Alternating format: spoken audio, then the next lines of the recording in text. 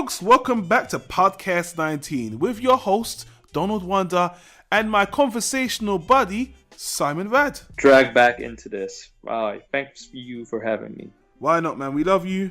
You got all that corporate knowledge. You got all that stuff I can't really say. Everything but the corporate money, yeah.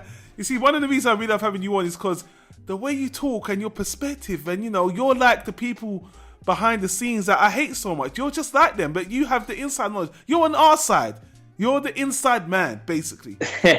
Well, I try to do both. I try to be in the forefront and have a little bit of background knowledge, but usually they try to make you choose one or the other. Guys, and as you can tell by the podcast title, by the video title, if you're watching it on YouTube or it's on the podcast aggregator or what have you, we're going to be talking about DC. And for the record, Simon, it's a great time to be a nerd. Even though I don't class myself as a nerd per se. I'm just a fun-loving guy. And right now we got Captain America, we got all the Avengers, we got Spider-Man, and we've got Batman and Superman. All these superheroes from your comic boyhood dreams are now on live action, and some people are getting it right, some people are getting it wrong. We're not gonna make it a secret. We're very disappointed with how DC have done things. And about last year sometime, look on the screen, guys. We did a video in depth on how disappointed we are with DC, how they've abandoned the animated series, how this cinematic universe is just looking very, very, very desperate.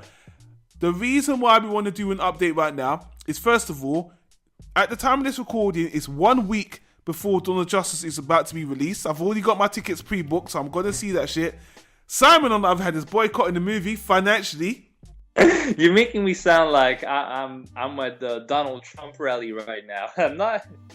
I just don't want to watch it. It looks pretty bad, and I don't want to be a statistic. I don't want. You're going to watch it, downfall. But you would prefer them not to take your money. Those are your words.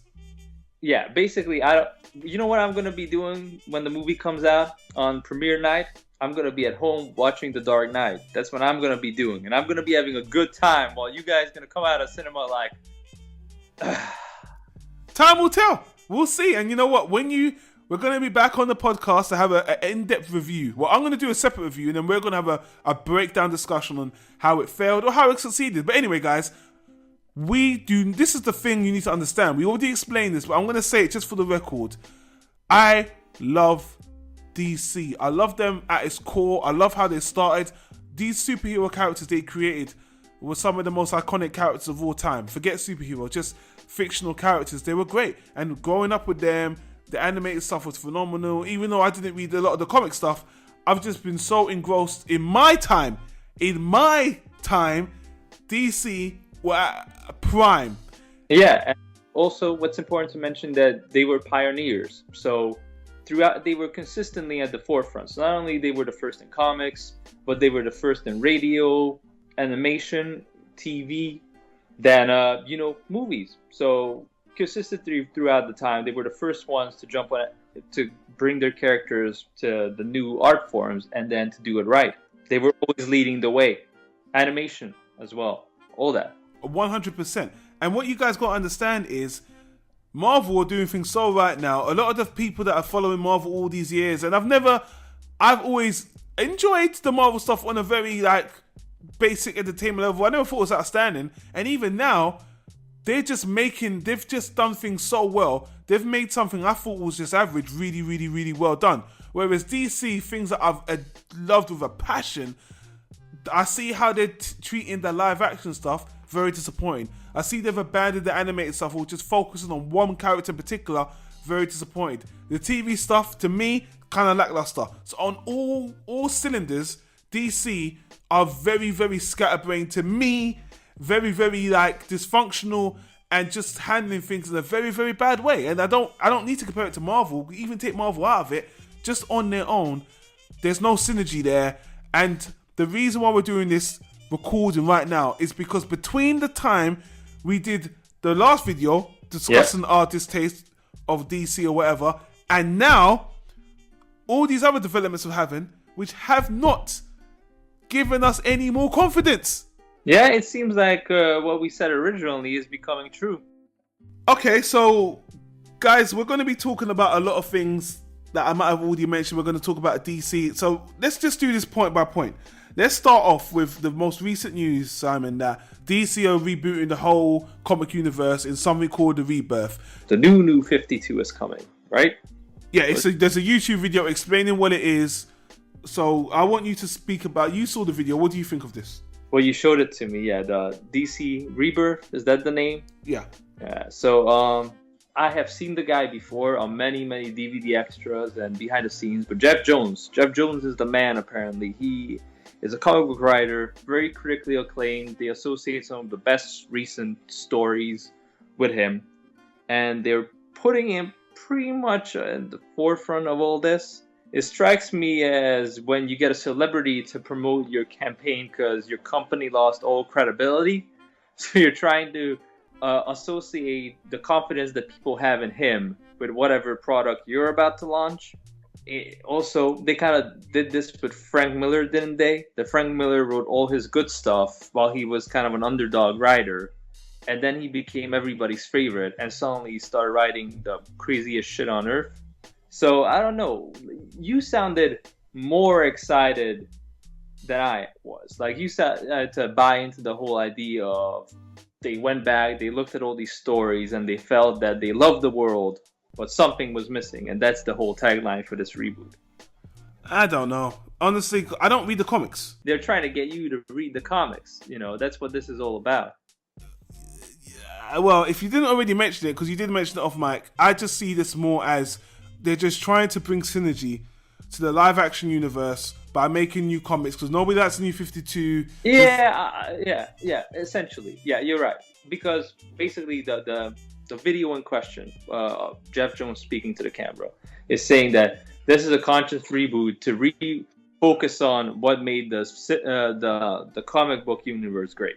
But in my personal opinion, this has less to do with that and more to do with there was an executive decision saying that comics don't sell, and that we need to rebrand all of our DC properties to be in harmony with each other, because people who would come into reading comics, haven't read comics before, from the cinematic universe, are immediately confused because our audiences are segregated between the mediums of comics, TV, and movies. And if you come from the movies, you have the same characters being represented in completely different race. Some of the characters are of different races, some of the characters are different genders, half of the cast is dead, the other half are turned evil or brainwashed in an alternate universe, and you have 30 years of comic book history to catch up just to get to page 1. So they want to stop that. They want to try to make it easier for people to cross over from movies and maybe to boost their comic book sales a little bit, because the movies make money, but the comics, not really, or not as much. And, you know, no spoilers, but the way the last Batman video game ended last year, they could pretty much even shoehorn this into that. It's open season for them, really. I honestly, it just shows weakness to me that they have to do this now. I understand that they feel, I don't think the comic sales were that great for New 52. I know they cancelled off a lot of the lines, but to me, it's just like, it just shows that they've lost their confidence, they've lost their way, and the comics are the main source of all the material. So if you have to reboot this again, and you've got and you're throwing all these movies together, it just leaves me feeling like, as a fan, and I don't even buy the comics. The people that buy the comics, I've heard they're very upset by this. Like, oh, so after all the reading, now I got to start again. Or thanks DC. Yeah, I mean, those people are always upset because they're the diehards. They're people that keep buying the comics no matter what, and those aren't the people that they care, quote unquote, care about in terms of sales, because they're always there. They're continuously buying, so they're trying to reach out to people who have not invested yet, and that's the problem with this. It's a very corporate decision. It's trying to, you're trying to attach one brand to the more popular brand. If the movies are more popular, try to gain some of that audience. But the problem is that already, the reason why comics aren't that good, because the writers are very constrained. They're constrained about comic history. They're constrained about continuity between the different books, especially if a character of Batman is popular, you're going to have 50 books about him. That's why I can't read comics, because I just want one, story at a time. Instead, you got to read Batman, Batman Robin, Yeah. Nightwing, Robin, Batman Incorporated, all that. Like 5 different lines just to get the complete story. And you already have comic book writers constrained by that. Now it's going to be part of the movie continuity, so you can't do stories that conflict with any of the scripts that are being actively changed between films. You gotta make the characters look and act the way they're in the movies, so you can't do an offshoot story that's a little bit different, and you cannot introduce any characters that may or may not appear in the film, or if you get what I mean. So you went from having 10 moving pieces to 100 moving pieces. So I don't know in terms of story quality where this leaves the actual writers. I'm not the comic. I don't follow the comics. I like. You guys know I'm talking about some comics. Some of the short stories, like somebody just said, the stories that are just compacted or offshoots or just alternates. That's fine. But long running, just like with anime, not a fan of anything long running. And that's for the people that have bought the comics and following and are very upset by this. I don't know what to say. Maybe you're happy, but let me try to be positive about this. Jeff Johns, I like his writing style. I've read a few of his comics. It could be for the best if their intent is to make the stories better. Why shouldn't I be for that? But again, it just doesn't bring confidence in the company as a franchise as a whole. But let's put that to the side. But I was just surprised. And on top of that, this is the shortest time that they've actually rebooted the universe. Oh yeah, and they keep doing these harsh, quick, revamps. What things we always talk about since we did our last discussion about DC was, race swapping. That now Wally West is black, the blue. Well, that might not be the case anymore. Oh yeah, exactly. So now you introduce that. Now you're gonna retcon it. It's ridiculous. And that's the kind of the bane that these comics had for years. That they allowed themselves to be in a position where if the audience doesn't like it, they change it. But you can't please everybody, so you're always going to have a certain group of people complaining. And if you keep changing things, then the other half of the people will complain that, oh wait, you changed that? I like that. And you're like, well, I thought you didn't like it. No, that's the other guy. He didn't like it. I liked it. Well, the way they must have saw it is they got more to gain to lose to do this. And obviously, they must have took into consideration they're going to piss off a lot of fans. And for the record, and we're going to change up after this, for the record, they did say this isn't a universe change. And some of the things in the New 52 will be in the universe. So it's not like Flashpoint, where everything changed, everyone and everything is a whole. This is like... That's even more messy. That it's 75% change and something lingering. Yeah, exactly. Like the reason why people like us who are big fans of the characters don't read comics, because again, you have all this history and off-branching storylines. If you could just start from the beginning, you would have a blank space where you could write anything, so the stories can feel fresh again. But doing half and half is just gonna make it even more confusing for people. Some people will come in, but then they would have to, read up on history. But at the same time, then it wouldn't be coherent because some things will be part of this reboot and will just mention events of the past. So you will either be confused or you will be let down that things didn't develop or didn't get fully realized that you were invested in from reading pre-reboot. And it just sounds confusing talking about, so let's move on. Yeah, I mean, it's going to be... Nobody cares about the comics at this point, except the diehard fans. It's going to be interesting to hear what people think of how it turns out, or just from a feedback standpoint. It's going to be nice to see the feedback from the fans. But as far as we're both concerned, as we both said, we're more focused on the live-action animated stuff. So moving on to that, we're going to be talking about some of the more recent details of Dawn of Justice, which is coming out next week from the time it's recording. Ben Affleck was apparently rewriting some of the script during the last final months of this movie, which, again, is very worrying. Oh, you mean this whole Ben Affleck midlife crisis that we're seeing? That after having a messy affair and basically destroying his own marriage, now he's riding around pranking people on Jimmy Kimmel in a Batmobile and living out this fantasy of not only becoming Batman, but just feeling entitled to rewrite the damn script on set. I mean, come on.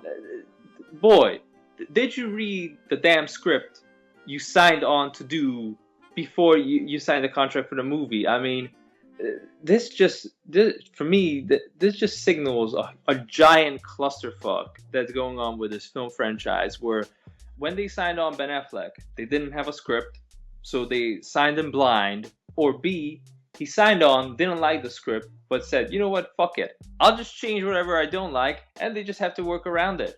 I mean, how bad is this script that you gotta do last minute rewrites on set? They already have like 11 people writing it. Yeah, what do you want me to say? Everything you said I agree with. It's very disturbing. But but Ben Affleck is the biggest name in this movie, unfortunately. So when I heard he's doing that, it actually makes me feel like that may be the best part of the movie, what he rewrote. Yeah, like, that's exactly what I'm thinking. Exactly, I'm thinking, wow, man, he's trying to save this disaster. Well, I don't know about saving. Again, like if you here's the thing: if you don't like a script, you tell that, and you know you may not take the part. You say it's not for me. That's what Christian Bale did. Christian Bale got offered a truckload of money. I mean, he got offered $30+ million or some crazy, even by Hollywood standards, a really high paycheck. And he said, no, I was interested in doing these movies with Chris. We did what we wanted to do, and one half of me wants to continue because of the fandom, but the other half of me as an actor, I just don't feel like this is what I'm interested in of doing as a performer moving forward, and this is not the character I'm used to playing. Well, speaking of which, it's funny you brought it up, because Warner Brothers news pretty much confirmed that Warner Brothers have approached Ben Affleck about already starting a Batman trilogy, and they're begging him to write it, and Ben Affleck is trying to, be like, oh, let's wait, I'm doing my movie, but to me, it's more like, let's wait and see how Dawn of Justice does before we start tying up. Warner Brothers are so quick to just railroad this whole franchise. Oh yeah, I mean, we can actually tackle multiple things, because not only they're trying to do that, they're trying to they basically start filming on Justice League before they even see the reception for this movie. Like, it's already scheduled to come out next year, and filming has started. And November 2017. This movie, Dawn of Justice, is not even out yet, which isn't even... You don't even... All of the Justice League members haven't had their own movies. You haven't even seen them as cameos yet. And they're already doing the Justice League movie next year. That is ludicrous. I'm sorry. Yeah, we haven't even seen emo, black-haired Aquaman yet. Or The Flash.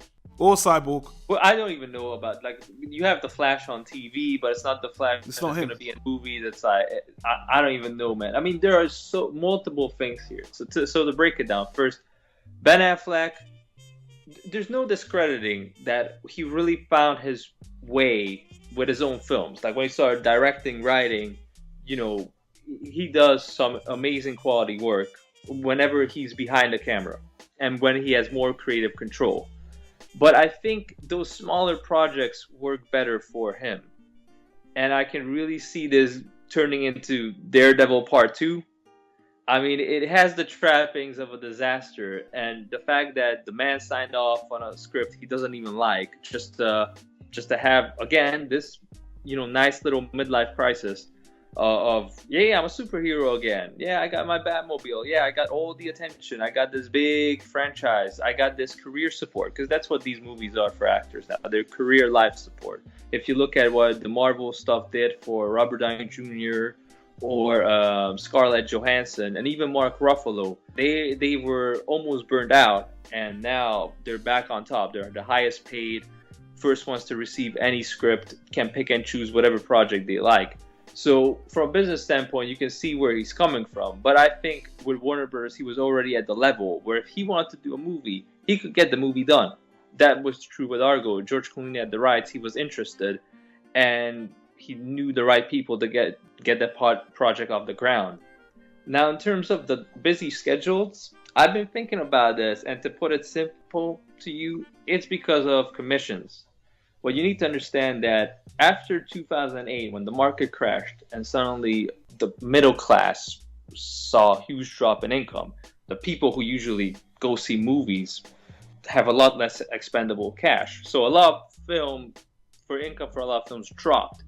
So Hollywood brought in all these people from the financial sector who are experts in, minimalizing expenses, maximizing profits, optimizing business.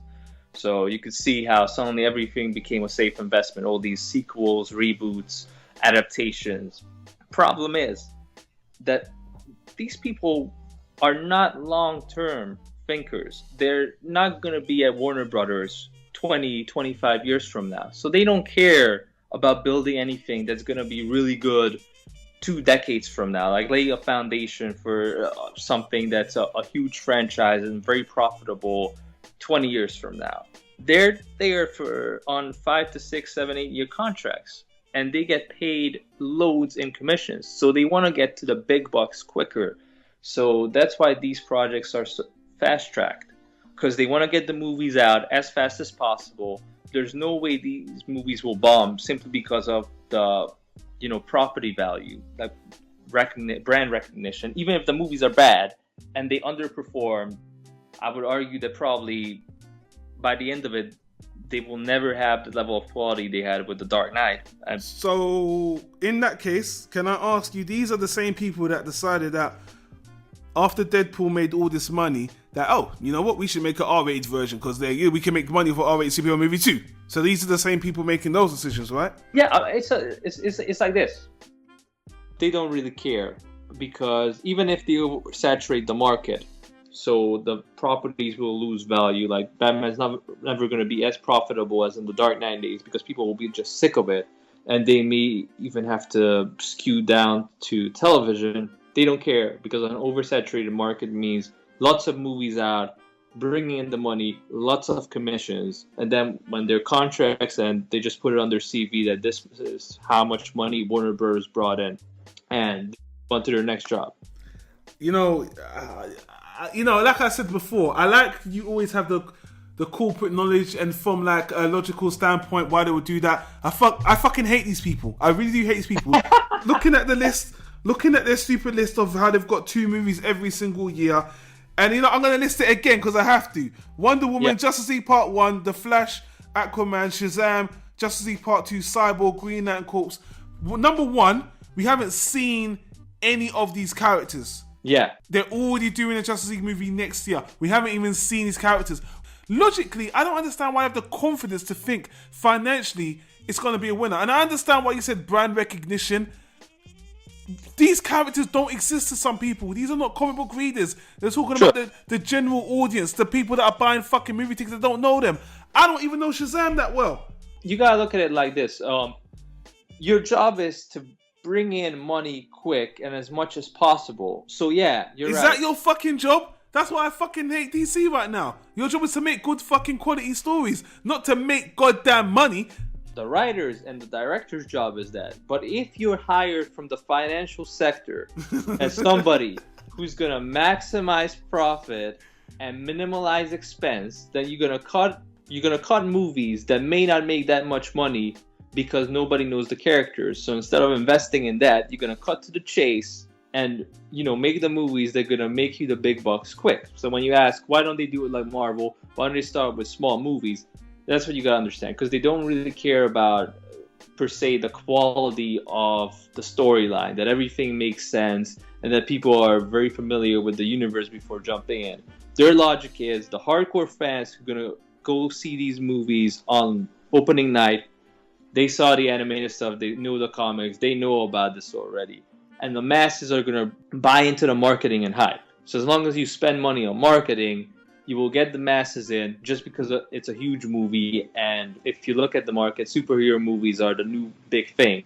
Yeah. Now, of course, if you want to keep it that way, if you want to stop the market from being oversaturated and the quality diminishing over time because people are just getting fed up with it and you producing the movies faster than you can actually write a quality story, then this is not the right way to do it. But that's not these people's interest. Their job is to bring in as much money in 3-4 years as possible and then buy that yacht and fuck off. Alright. You know what? Everything you're saying is logical. But here's another part of the DC franchise that makes absolutely no sense. Because I always thought DC have many avenues to tell their stories, a la TV and animation. So, Okay, you don't want to do, you want to throw these big budget movies. Why aren't you releasing specials for, on the cartoon series, mini series to build up these characters? But no, once again, and guys, I know I'm belaboring this point, Batman. So actually, you know what? Actually, that defends your point because they know Batman will sell, but it's like, why don't you need to bolster your lesser heroes. If you're going to make them on the big screen, why not make a series about Shazam right now? So when the movie comes out, at least you've gained some more fans on the TV that are going to buy the fucking tickets. Well, you bring up an excellent point. You coined the phrase between the two of us, the Batman universe. That is not the DC universe anymore. It's the Batman universe, and everybody is just a cameo in a Batman story. And that has never been as true as today. And you're absolutely right. Like you talked about how Warner Bros. Had great animation. They won Emmys. Even we talked about how they're pioneers. The Fleischer cartoons with Superman back in the day are up until this day one of the great achievements in animation. They look fantastic.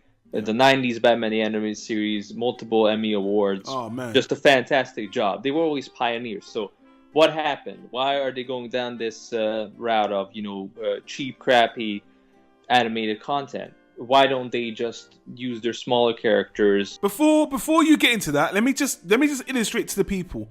The last 5 DC animated movies have all been about Batman. Son of Batman, Batman and Robin, Attack on Arkham, Batman Bad Blood, and they're just about to release a Killing Joke. So I'm not just bringing the shit out of my ass.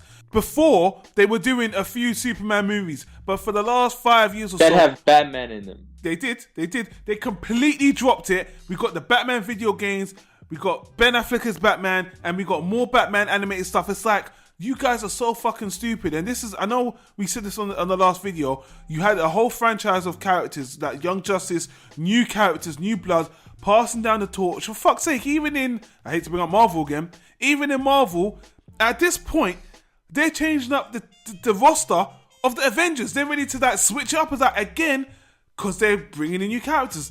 DC, once again, this whole Batman versus Superman thing in the comics is set way past the point. Justice League has already been established in this point. In the Dark Knight Returns or whatever. Oh yeah, it's a final showdown. It's a final showdown. They've already been in Justice League. There's a lot of tension. Even Green Arrow's even in that fucking movie. So it makes sense. But for some reason, we got in real life, in the live action universe right now, we have Man of Steel, and then we're going to jump straight to Batman vs. Superman, where they don't even know each other. Just because Batman, just because Batman. He's so awesome, he can fix anything. That's my take on it. You're absolutely right. And we talked about this previously when we voiced our concerns about Dawn of Justice, the movie. Like, it doesn't make sense. In the comic, it's based on it's a what if scenario set in the future. It's a final clash between two characters who have decades of history together. So it's their friendship and their disagreements, kind of eclipsing in one big final match. Here, they don't even know each other. They have no history. Why start here? And there are a ton of problems, including the fact that what always amazes me, not to go on a rant, but... I went on a rant. They gave Zack Snyder two of the most recognizable, iconic, fictional characters of our time and ever. Unlimited budget. Cast of great actors. You can't even come up with one original idea. The entire movie is a rehash of stuff we've seen in comics and animation, like... Always The Dark Knight Returns. Always just like the animated series. This is true for Suicide Squad as well. It's like everything is an idea borrowed from somewhere else that we've seen before, even if it doesn't make sense. How does it make sense to introduce two characters in a way where they're going to fight to the death, and then you already announced the sequel? And then where's the suspense in the movie? I mean, everybody's like, oh, I can't wait to see it. I'm like, well, why? I can tell you what's going to happen. They're going to be tricked into fighting each other. They realize it's a trick.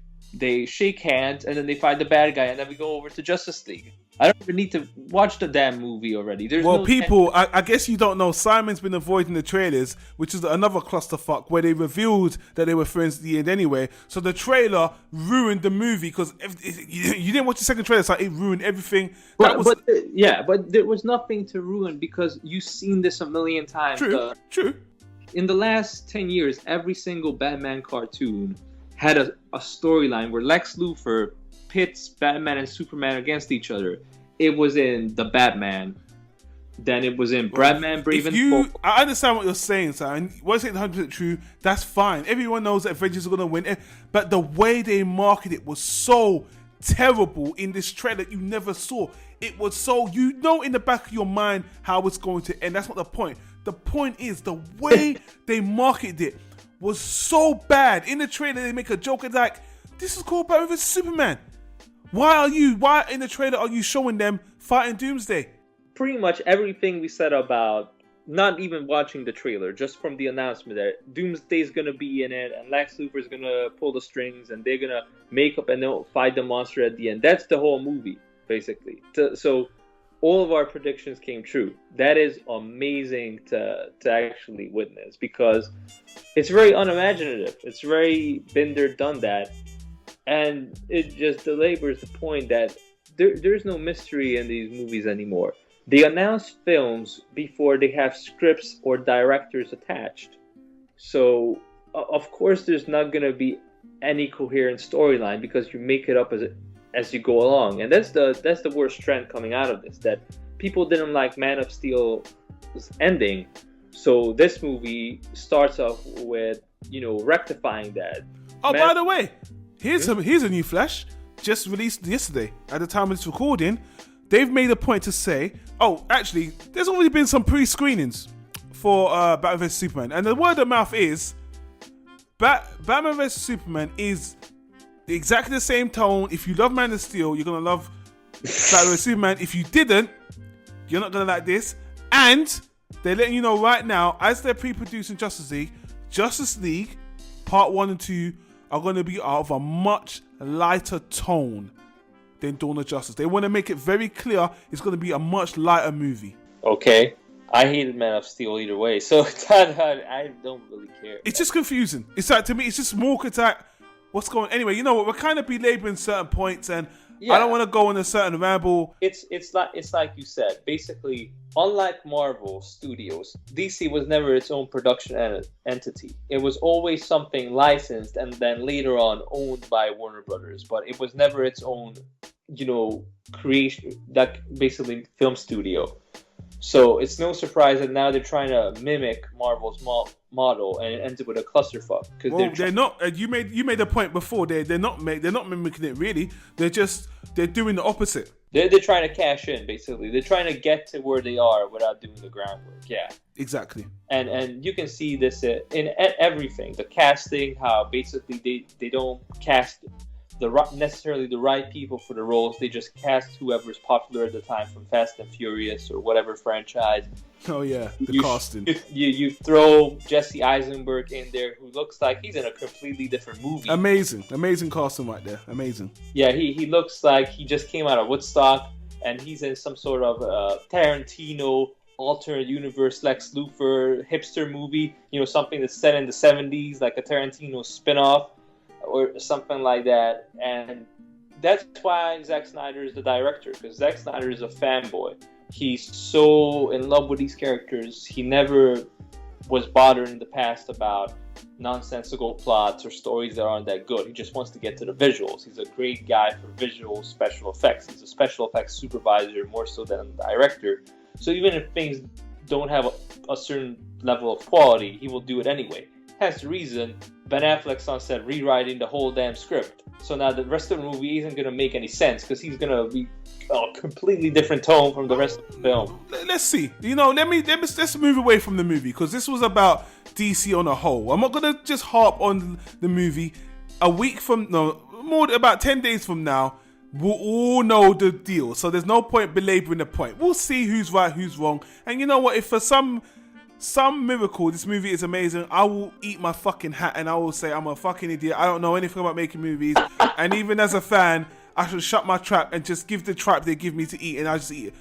But beside that, like I said, what hurts me more than the comics and the movie is just how they've destroyed the animated series. They don't do anything substantial with the animated releases. They make horrible... each one of these Batman direct-to-DVD anime movies have been worse than the last. Batman and Son, this whole Damian saga is horrible. Absolutely horrible. And one of our friends on Facebook was like, oh, Teen Titans versus Justice League. That was interesting. It looks terrible. And Simon, please, you explain it why this Justice League versus Teen Titans looks terrible. Why does this look terrible? Damian Wayne was created to cash in on Hit Girl. When Hit Girl was a runaway success in merchandising, costumes, action figures, whatever, in Kick-Ass, somebody looked at that and said, oh, teenage assassin, everybody loves that. So they created a son for Bruce Wayne who was trained up to be a teenage assassin. But the moment you start messing around with the timeline and how he can have a 15-year-old kid, and how old does that make Commissioner Gordon, and how old does that make Dick Grayson, and the Teeny Titans is supposed to be the same age as Dick Grayson, so if now, Damian Wayne's part of Teen Titans, long story short, it doesn't make any sense. It doesn't come out good, mostly because, for marketing reasons, characters like Commissioner Gordon get pulled back into the plot. So even though he's supposed to be a retired guy in his 70s and 80s, he's still a damn police commissioner. But Bruce Wayne raised 3 children and now has a son of his own in the meantime. So it's not going to make sense. And it's just a marketing gimmick. You're shoehorning in stuff that you think is going to sell, because there always has to be a Robin in the story. But because all these comic books are intertwined now, the stories conflict. You can't go back to square one with Batman because he's tied into everything else that's going on. And it's a clusterfuck. And you mentioned that why don't they use some of the smaller characters in animation, which would be great because they have a platform to, build up a young fan base for all these unknown characters. It's because we live in the decade of the man-children. The fans of today were the kids of yesterday. And because there's a drop in income for most people who are middle class, you don't have the money to do the stuff adults used to do back in the 90s, like buy boats, play golf, travel the world. You just have enough money to enjoy all the stuff you missed out as a kid. Like video games, collectible action figures, and superhero stuff. So of course these properties are super profitable now, because this is the escapism of the 21st century. This is what everybody who works a job 9 to 5 escapes to afterwards. So they're not going to do it in animation, because that's not what most adults watch. They're going to do it on TV, and they're going to do it in movies. But they don't mind fucking keep doing Batman shit though, right? It's the safest bet, and keep in mind the people making these decisions are people who are all about safe bets. Yeah, obviously. I mean, Batman is the safest bet. And you know what? If I didn't say this on the last video, guys, because we need to kind of wrap this up. Batman was never my favorite character, but he is someone I always liked. They've turned Batman right now into this unbeatable human urban myth that he can even beat the super gods on his same team just because he's always prepared. It's fucking ludicrous. They've taken it too far. And they've just made him a worse. He's not human anymore. He's a non-human character. He's just a fucking robot that winds up. He doesn't even want. He's just a robot with no emotions, and nobody likes Batman.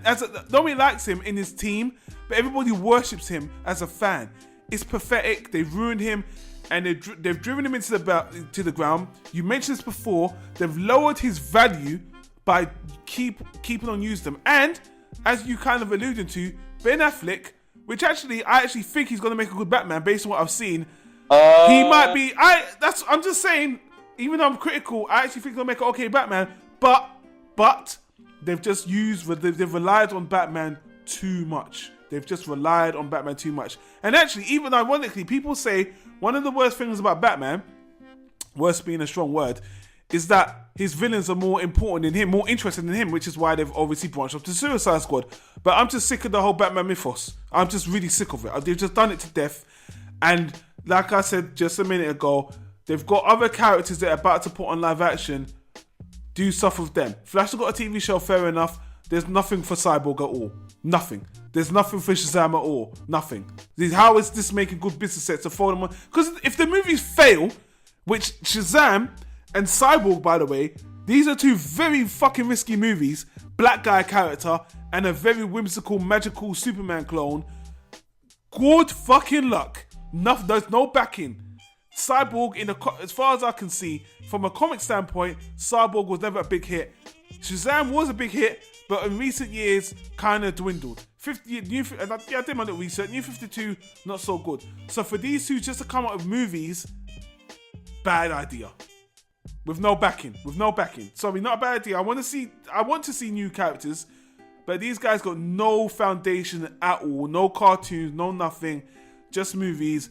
And these, when we get to them, because they're down in the 2018, when we're going to watch them, we're going to see what DC are going to do. I'm going to be interested to see how they're going to market these movies. Really am. Well, yeah. I think you summed it up pretty well there. It's, to end on the positive note, because we've been pretty negative about this, and really right now there's not a whole lot of positive things to say. I mean, it's obvious these were all business calls. You know, they're fast tracking these projects to get the money while the genre is hot, the superhero team up genre, and it's not really well developed. It's very confusing, and even with streamlining the comics, I think you still don't have any genuine inspiration behind these projects. The reason what made The Dark Knight successful, that you had a man with a clear vision who surrounds himself with people who share that vision. So all the actors, writers, even Hans Zimmer scoring, everybody was on the same page doing something that's genuinely fresh and creative. Now you do the exact opposite. You announce a film, nobody's attached, and then people got to come in at the last minute and try to make it work somehow because they're on the deadline. Hence the reason Ben Affleck is still rewriting the script, even though they recut the trailer like 16 times already. But on the animated side, if they went stream only, that could work. And we see that with the proposal to bring Young Justice back on Netflix. So I hope at least that will be something for fans to enjoy that has good writing in it. I'm surprised Warner Brothers are going to let that happen. I really, really am. Because that's a rumor. Even though it's a strong rumor, yeah. I just, DC have got a death grip on their franchises or whatever. And I don't know why they would let that happen. Because they want to control everything right now. But unless they just thought I'd let them have it, hey, I'm very positive about it. Young Justice is the best thing to date they've done. It'll be fantastic. But let me I'm going to force myself down on some positive notes. Like I said, I think the casting in Man of Steel was pretty good. You mean Batman vs. Superman? Yeah. I think it's terrible. I think Jesse Eisenberg is miscast. I think Ben Affleck is miscast. And the chick from Fast and Furious is just there for popularity. I agree with you. Every single one is miscast, but I think by themselves they're good. They do good work. Yeah. Yeah, so and I think they're good actors. Cast in 4 different movies, and it would be fine. It could work. There's a. I have to say, there's a 1 in. I'll say 1 in 10. I'll say there's a 1 in 10 that this movie will be very good. I entertain the idea that the movie's gonna be pretty bad. It's gonna be the second coming of Batman and Robin. There's gonna be a huge backlash, and people are gonna be burned out with the Justice League. And hopefully, they will rethink this whole franchise and maybe just stop and put it on a little bit of a hiatus to recover. I don't know. It's kind of like you're saying. It's gonna end up like Superman Returns. It was meant to be a big return to form, and it just fucked up, and it just stopped. And then they rebooted it again, I would prefer it because I just don't think they handled it very well. Sounds good to me. That outcome sounds good to me because honestly, I think the only thing they're going to accomplish, that the market's going to be oversaturated. People will lose interest in superhero movies in general. People will lose interest in the DC characters that they are sick and tired of seeing, or the characters they haven't seen before and they were done bad. They already got burned with, Green Lantern, which was $300 million down the drain. The best thing that came out of that movie is all the jokes in Deadpool. It gave the Deadpool writers good material. And once again, they're trying to cash in on the R-rated thing with just a DVD release that, to me, again, is pointless. Call me old-fashioned, but for me, the movie's the movie. So when I watch the movie on screen, that's the whole story. Not if somebody tells me, wait, there's a part of it you haven't seen before, that kind of breaks the illusion for me. Like, how can I take it seriously? Like, speaking of which, there's a character that's been cut out of the movie. That was a piece of news as well. Yeah, the female Robin. No, actually, it turned out to be Barbara Gordon. I think it was meant to be Barbara Gordon, actually. Oh, okay. So well, either way, if you show me like 30 minutes of extra footage for a film, I'm like, how can I take the film? How can I, let go of my critical thinking and, just lose myself in the fiction when you keep shoehorning shit in last minute and saying, okay, when you watch the movie, this is not in there, but you need to imagine these scenes in between the scenes you just watched. I'm like, really? Do I need to look something up online too? Hey man, let's wrap this up and say this. This isn't just about the movie. The comic series is getting rebooted.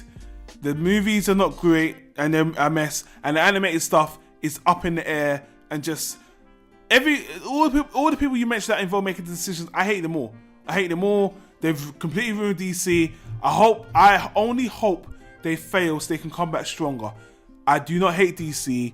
I wanted to succeed. I had some of the best storytelling times of my life watching DC, Justice League, Young Justice, and all that stuff. The original Batman, Superman series, they still can't be touched. And some people would say, you still got that. It's like Ghostbusters. You still got your old shit. You have to complain about new shit.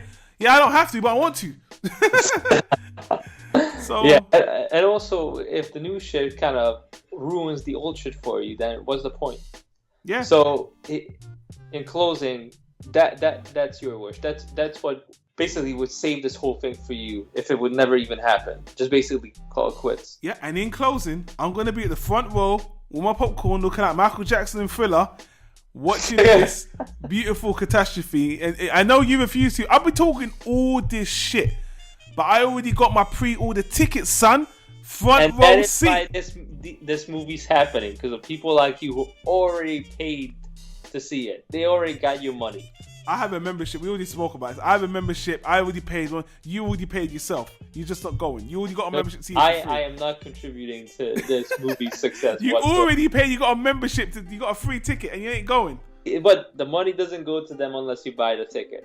It's like already paid. You already paid. Nah, motherfucker. Nah.